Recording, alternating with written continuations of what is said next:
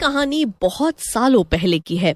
एक बहुत ही गरीब कविता नाम की लड़की अपनी माँ के साथ रहती थी। उसकी तबीयत खराब होने की वजह से वे कुछ भी काम नहीं कर पाती थी, जिसकी वजह से उनके घर में खाने तक के पैसे नहीं बचे थे। ये सब देख कविता काम की तलाश में निकल जाती है, पर उसे कहीं भी काम नहीं मिलता, जिससे वे बहुत दुखी हो जाती है। हे राम, अब क्या होगा? मेरे पास तो इतने भी पैसे नहीं हैं जिससे मैं कोई छोटा मोटा सा काम भी कर सकूं। घर में खाने के लिए भी कुछ नहीं बचा है। मैं तो फिर भी भूखी रह लूंगी, पर माँ, उनकी तो तबीयत भी ठीक नहीं है और ऐसे में उनका भूखा रहना भी ठीक नहीं है। हे राम, अब क्या होगा? तभी रास्ते में उसे एक गन्ने के रस वाला दिखाई देता है।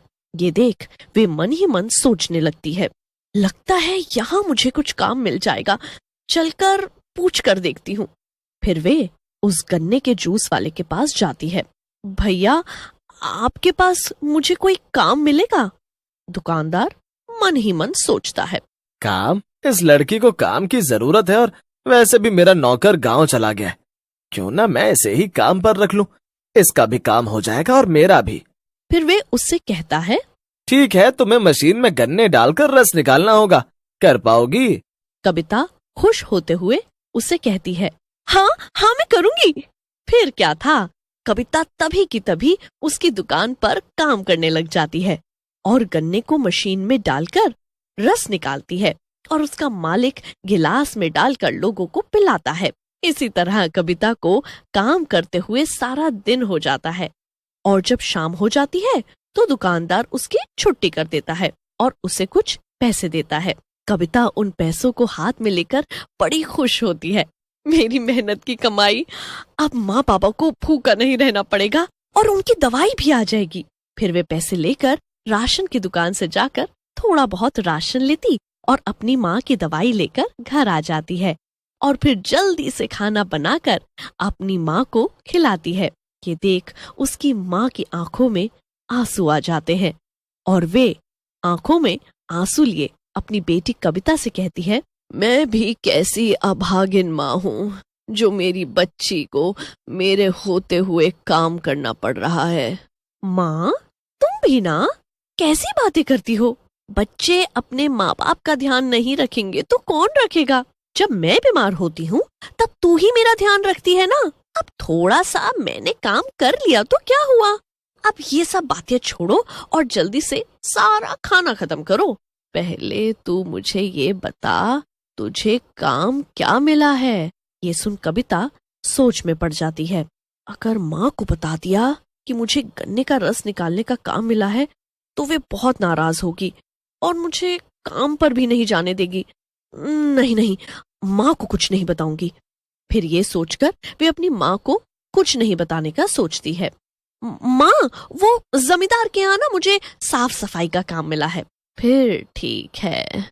और फिर अगली सुबह जैसे ही सुबह होती है, कविता अपना घर का काम जल्दी से निपटाकर काम करने चली जाती है और दुकान पर जाकर गन्ने का रस निकालती है और उसका मालिक रस को गिलास में डालकर लोगों को पिला रहा था। तभी मशीन में गन्ना डालते हुए अचानक से उसके दोनों हाथ मशीन में आ जाते हैं और गन्ने के साथ साथ उसके दोनों हाथ मशीन के अंदर खिंचते हुए जाने लगते हैं। मेरे हाथ, कोई तो मेरे हाथों को मशीन से निकालो। कोई तो मेरी मदद करो। कविता के दोनों हाथ मशीन में पूरी तरह फंस चुके थे और दर्द से पूरी तरह चिल्ला रही थी और उसके हाथ से खून भी बह रहा था। वे मशीन से अपना हाथ निकालने की बहुत कोशिश करती है, पर वे अपने दोनों हाथों को मशीन से निकाल नहीं पा रही थी। कविता बेचारी दर्द से चीखती चिल्लाती बार बार मदद के लिए बुलाती रही, लेकिन कोई भी उसकी मदद के लिए नहीं आता और देखते ही देखते कविता के दोनों हाथ पूरी तरह कुचल जाते हैं, जिसकी वजह से उसका बहुत खून भी बह जाता है और वे बेहोश हो जाती है और उसकी मौत हो जाती है और वे एक चुड़ैल। और जब रात होती है तो अपने दोनों हाथों को कटा हुआ देख वे जोर जोर से रोने लगती है। मेरे मेरे दोनों हाथ कट गए। कविता अपने दोनों हाथों की तरफ देख रोई जा रही थी। तभी उसकी नजर नीचे जमीन पर जाती है। ये तो मैं हूँ, पर मैं जमीन पर कैसे गिर गई हूँ? ये देख वे जोर जोर से रोने लगती है।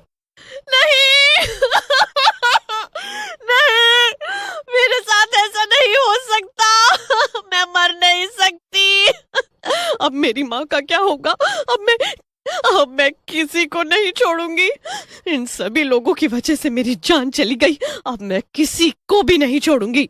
फिर अचानक से वे चुड़ैल जोर से हंसने लगती है।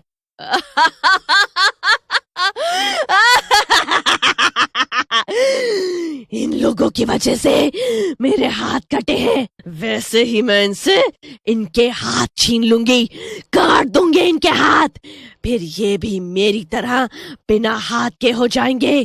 फिर वे बिना हाथ वाली चुड़ैल पूरे गांव में घूमने लगती है और जैसे ही सुबह होती है तो वह चुड़ैल अपना रूप बदलकर एक सुंदर सी लड़की बनकर बेचने लगती है गन्ने का रस और पूरे गांव वासी को ताजा ताजा गन्ने का रस पिलाती है, जिसे सभी गांव वासी पीकर दीवाने हो जाते हैं।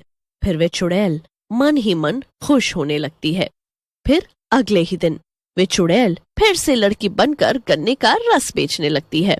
गन्ने का रस पी लो, ताजा ताजा, जो भी मेरे गन्ने का रस पिएगा वो ठंडा हो जाएगा। तभी एक आदमी वहां से जाता हुआ उस लड़की का ठेला देख रुक जाता है। फिर वे आदमी उस लड़की के पास जाकर उससे ताजा ताजा गन्ने का रस मांगने लगता है। अभी पिलाती हूँ, पर मेरी तुम्हें मदद करनी होगी। मैं तो तुम्हारी मदद करने के लिए तैयार हूँ। अरे आप एक बार बोल कर तो देखो। उस आदमी की बातें सुनकर फिर वे चुड़ैल मन ही मन बोलती है। मुझे तेरी जान नहीं, तेरे हाथ चाहिए, वो भी दोनों, फिर तू भी मेरे जैसे बिना हाथ वाला हो जाएगा। फिर लड़की उस आदमी से मशीन में गन्ने लगाने के लिए कहती है। फिर वे आदमी उस लड़की को निहारते हुए मशीन में गन्ने डालने लगता है। तभी लड़की चुड़ैल में बदल जाती है और जोर से हंसने लगती है। ये देख वे आदमी मशीन छोड़ भागने लगता है तो वे चुड़ैल उसे पकड़ लेती है। भागता कहाँ है? गन्ने का ठंडा ठंडा ताजा ताजा रस नहीं पिए ना क्या? फिर वे चुड़ैल उस आदमी के दोनों हाथ मशीन में डालकर चालू कर देती है, जिससे उस आदमी के दोनों हाथ मशीन के अंदर खींचे चले जाते हैं और वे आदमी दर्द से चिल्लाने लगता है।